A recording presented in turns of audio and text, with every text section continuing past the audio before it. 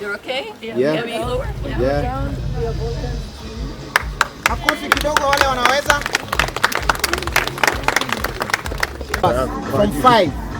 In 5, 4, 3, 2, 1.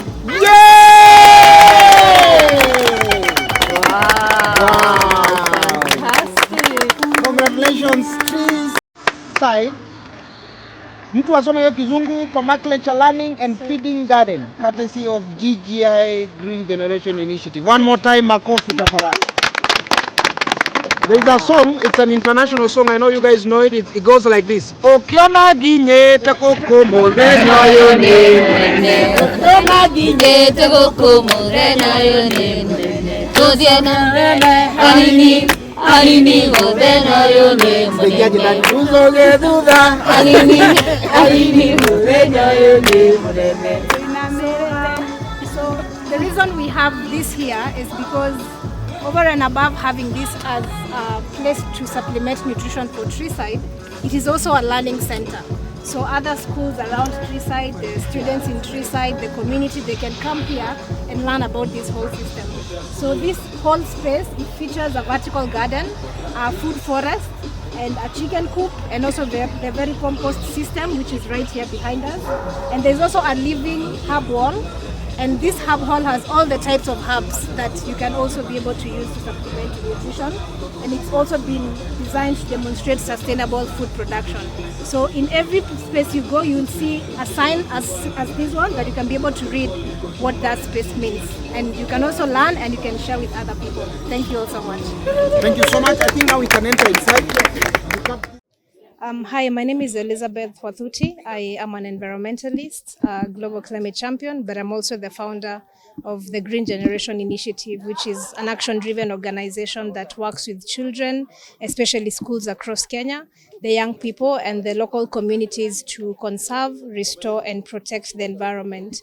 So we demonstrate what we do by showcasing that there are solutions that can work for the people and there are solutions that can at the same time work for the environment, and at the same time the people can be able to generate even income that can improve their lives and livelihoods. So we are guided by 3 pillars, which we call people, planet and prosperity. And for every project that we do, it has to be working for the people and benefiting the people within that community.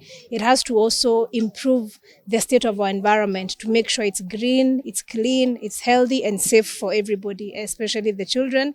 And at the same time, the prosperity aspect is how do you now benefit from being part of environmental conservation? If you're planting a tree, how do you plant a tree that has value, such as a fruit tree that can be able to give you fruits that you can feed on to improve nutrition, and at the same time you can sell the surplus to the market. So today we are here at Treeside Special School, which is a school that we have been working with for the past years. And when we first came to Treeside Special School, we started by just planting fruit trees, and not just planting, but planting with the children here.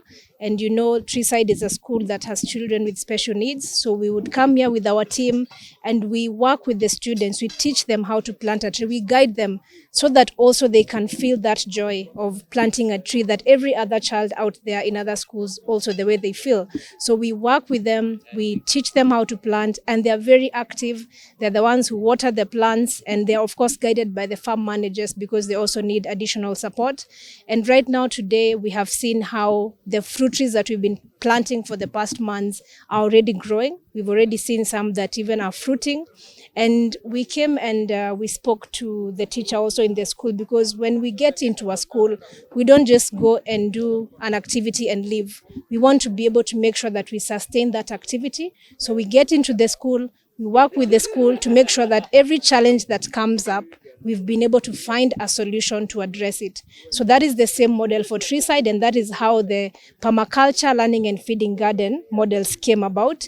And this was to supplement nutrition, because when we spoke with the teacher, we also noticed that within the nutrition part of it, that when it comes to even the vegetables, most of the times even in our schools, you find that it's mostly the cabbage that the students consume.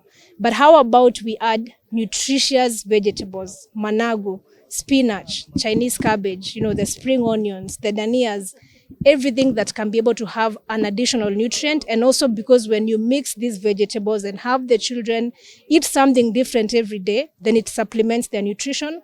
And again, this being a special school, every child also needs to have an additional source of nutrients at the same time. So we came up with this model of the vertical hydroponic gardens. And the reason we chose this model was because it saves water. It saves 80% of water because the system is set in a way that it has an automated drip irrigation system that waters the entire garden for just 10 minutes every day. And that is enough water to water the whole system.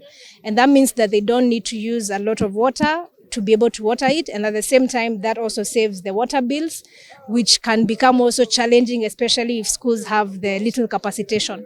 And the other aspect was the fact that we also noticed that also within this school, because it's a special school, they're also not able to maybe cook things like meat because it's not every child that can eat meat.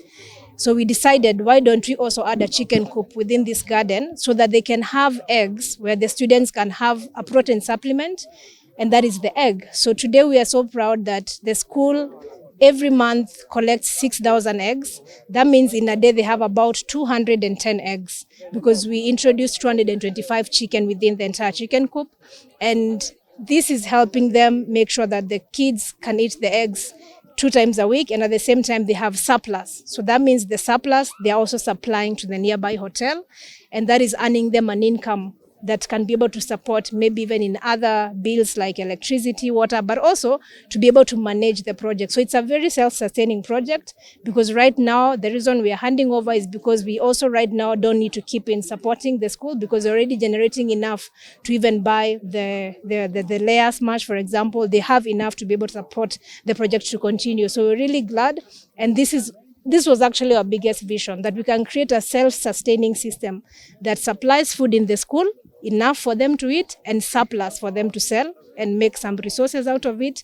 And number 2, to create a learning center whereby the teachers can be able to use that to also educate the learners here about different things. We hear a lot about climate smart agriculture, but unless you show somebody what you mean, it is hard for them to understand. So this center, they can come in there and they can see what it looks like to produce a huge amount of vegetables within a small space. Because now for this garden, as small as it looks within the greenhouse, per peak harvest, they are supposed to get 20 kilograms of vegetables per peak harvest. So that's a lot and enough to actually feed the school. And the second aspect of the learning is also, we have the competency-based education. So competency-based also is supposed to be in a way that within our own schools, we've created similar projects where the children don't have to go so far to see what is happening, but they can, within their own school compound, they have somewhere where they can look down and learn about agriculture, learn about the environment, and not just learn, but also participate. So this project is very special to us because of this, and we want to be able to scale this to an additional 100 schools across Kenya.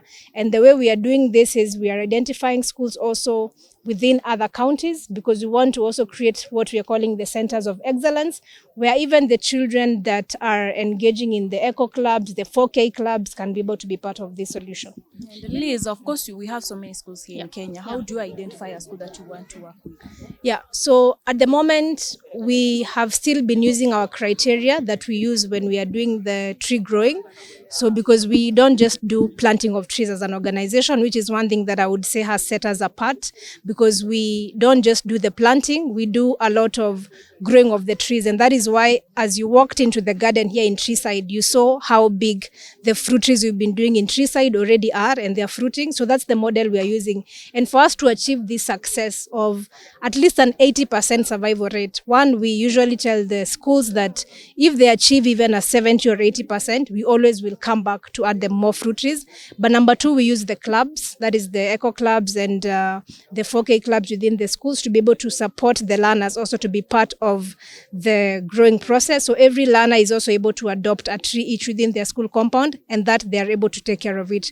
So that is one of the models that we use. So how we identify the schools is, one, we look at schools that have the the administration is willing to be able to accept the project, because it's one thing to do a project, but if the school has not shown the need for it, or if the school is not supportive, then that project is not likely to be sustained. So when we come into a school and we talk to the institution and they are welcoming to us and they like what we do and they appreciate it, we take that as a tick in terms of us introducing that project. So when we came to Treeside Special School, the teacher here, Teacher Salome, was really good to us and she was very open. In fact, the chicken coop was actually her who said, I really want something that the kids can get for protein. And initially we thought about rabbits, we thought about chicken, everything. And we came and asked her, what exactly would you think would be best? So we co-create with the school, so we do not impose the project on the school. The school says, we have a challenge here, can you people do this for us? And because it's within our organization's action of just leading on the project, so we do it for them. Yes. And the second thing is also security. Of course, we want to do it in a school that also potentially is fenced, because it means if there are any cows or goats passing by, they will not maybe like interfere either with the trees or with the garden. And the other aspect is the aspect of water. Although for water, it's a bit manageable now because we don't need so much for the garden. So it can also work for schools that they have water, but it's not so much water. So those are some of the criteria that we use. And I think there are many others, but those are like the most main ones that can be able to help the project to go on for a long time. Okay, let me ask you, just in brief, let me take you back to the permaculture model. Yeah. You just talked about you don't use soil. Yeah. Yeah? Yeah. And we all know that soil has a lot of nutrients. Yeah. But now you say that you're supplementing it through the water. Yeah. Yeah. So just briefly tell us about now why you're not using the soil, Yeah. and the water that you're supplementing it with. Yeah. The nutrients that are there, Yeah. are they even environment friendly? Yeah. Just in brief. Yeah, so one of the things that you'll notice within the vertical garden is that we are not using the soil. And one is because, once you use soil, you'll have to at some point either replace when you want to introduce a different crop. So it means also in terms of the maintenance of the garden itself, it may be a bit challenging, especially because once we've completed the construction and it's ready for the school to adopt, then they're supposed to be trained on how to do it, and then they carry on by themselves without us. So we want to be able to introduce also a system that is very easy. They don't have to replace the soils within the bags that you've seen. So we use what we call pumice, which is something that is already nutritious within the entire cycle, so they don't have to replace that. So that stays that for as long as that vertical garden is there, the pumice will be what they continue using to plant and introduce any other crop. So even when they harvest maybe the spring onions and they want to plant something different, they'll just plant as it is.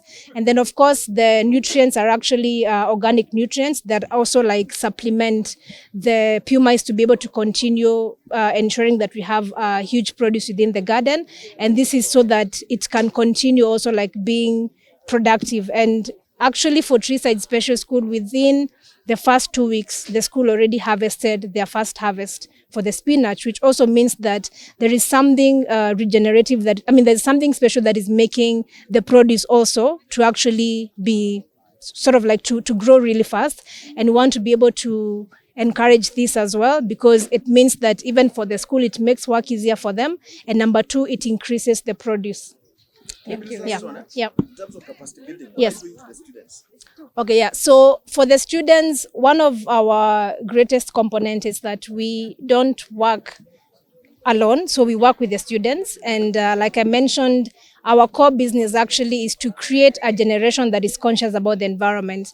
And the only way to do this is if people can be able to be part of the solution and people can contribute to taking up the action. So we work with the students and we also train them, because now they can use the space to learn about agriculture. Whenever they have lessons, there are lessons they can take within the garden where they can practically see what happens. So that trains them and that helps them to have skills over and above the knowledge that they gain in class. Thank you very much. Okay, thank you.